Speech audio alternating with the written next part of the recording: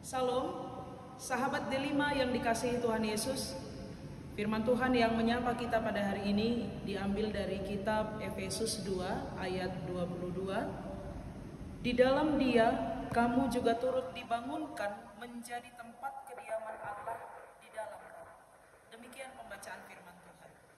Saudara-saudara, karya penebusan Kristus menciptakan orang yang percaya kepadanya menjadi ciptaan baru, menjadi anaknya di dalam iman, dan menjadi bait Roh Kudus, tempat kediaman Allah, rumah Allah, bangunan rohani, yaitu tubuh orang percaya secara pribadi ataupun sebuah jemaat.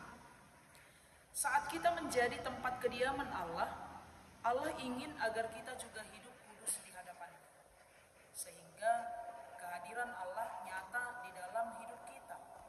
Karena itu kita tidak boleh hidup semau kita sendiri, tetapi harus hidup sesuai dengan kehendak Tuhan. Memakai apa yang sudah Tuhan beri, menjadi perpanjangan tangan Tuhan di dunia ini. Maukah saudara-saudari melayani Tuhan sebagai batu hidup untuk membangun bait Allah, untuk membangun kerajaan Allah di tengah dunia ini? Karena Tuhan memanggil orang-orang percaya untuk berkenan menjadi perpanjangan tangan Tuhan, menjadi hamba-hamba Tuhan. Kita juga harus mau dibentuk sesuai kehendaknya Tuhan, tanpa mengeluh, agar proses itu sesuai dengan pola yang direncanakan Tuhan. Tuhan memiliki rencana bagi setiap kita untuk kemuliaan-Nya. Oleh karena itu, kita harus menyediakan diri kita segenap hati, menerima pembentukan dari Tuhan, dengan respon yang terus mau belajar dan taat seturut dengan kehendak Tuhan setiap hari. Saudara-saudara, maukah kita memberi diri untuk dibentuk oleh Tuhan menjadi pribadi yang dilayakkan sebagai anggota kerajaan Allah yang kudus dan berkenan di hadapan-Nya? Tuhan bisa membentuk kita lewat berbagai hal yang terjadi. Segala kesulitan hidup merupakan bagian dari pembentukan yang dilakukan oleh Allah agar kita menjadi serupa dengan gambaran Tuhan Yesus. Dan saat bangunan gereja rohani ini selesai, maka saat itu juga Tuhan Yesus datang kembali menjemput orang-orang percaya, membawanya ke tempat di mana Ia berada. Jadi, amanginam, sesulit apapun keadaan kita dalam mengikut Tuhan, pastikanlah kita tetap menyediakan diri dengan rela dibentuk, diproses oleh Tuhan menjadi pribadi yang kuat, menjadi pribadi yang dilayakkannya sebagai anggota kerajaan Allah. Kita bukan saja dipanggil untuk dibenarkan, tetapi sebenarnya orang-orang percaya dipanggil untuk hidup benar.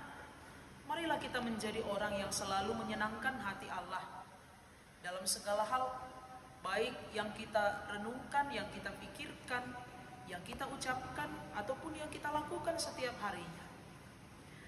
Karya penebusan juga memanggil setiap orang percaya ke dalam satu persekutuan iman. Rasul Paulus memberikan gambaran mengenai kesatuan orang percaya di dalam Kristus, bahwa di dalam Kristus kita dipanggil ke dalam sebuah persekutuan gereja, persekutuan anggota keluarga Allah, suatu komunitas iman yang melampaui komunitas sosial ataupun ikatan-ikatan di dunia ini. Satu komunitas iman yang saling mendukung, mendoakan, dan menguatkan. Sebuah komunitas yang ditetapkan untuk kehidupan yang kekal dan dipersatukan oleh iman yang mengasihi, mentaati, menyembah, dan belajar bersama, yaitu gereja. Gereja menjadi sebuah rumah bagi seluruh jemaat, semuanya adalah satu keluarga, yaitu keluarga Allah. Kita sebagai anggota keluarga Allah, tentu ada tempat bagi kita untuk bersekutu dan melayani Tuhan. Sebagai anggota keluarga Allah, kita menerima hak istimewa yang luar biasa. Kita menerima akses tanpa batas untuk masuk dan dekat, akrab dengan Tuhan. Gereja bukanlah bangunan fisik, namun gereja adalah disusun dan dikuduskan di dalam Tuhan, atau disebut dengan imamat yang rajani. Gereja harus memahami panggilannya yang agung untuk membangun secara bertekun karakter Kristus di dalam kehidupannya. Tugas gereja, tritugas panggilan gereja yaitu bersekutu, bersaksi, dan melayani akan semakin bertumbuh dan berkembang jikalau orang-orang yang ada di gereja mau dipakai oleh Tuhan. Gereja adalah milik Kristus. Gereja adalah kita, amang inang, bukan bangunannya. Dan Yesus Kristus adalah sang kepala gereja. Sebagai rumah Allah, kita tidak berusaha membangun diri sendiri sesuai dengan kehendaknya kita, sesuai dengan selera kita, tapi membiarkan Allah yang terus membangun kita sesuai dengan kehendaknya. Allah mengutus gereja untuk mewartakan Injil dan kerajaan Allah di dunia ini melalui kualitas hidup yang selaras dengan firman Tuhan dan senantiasa memelihara kasih antara satu sama lain.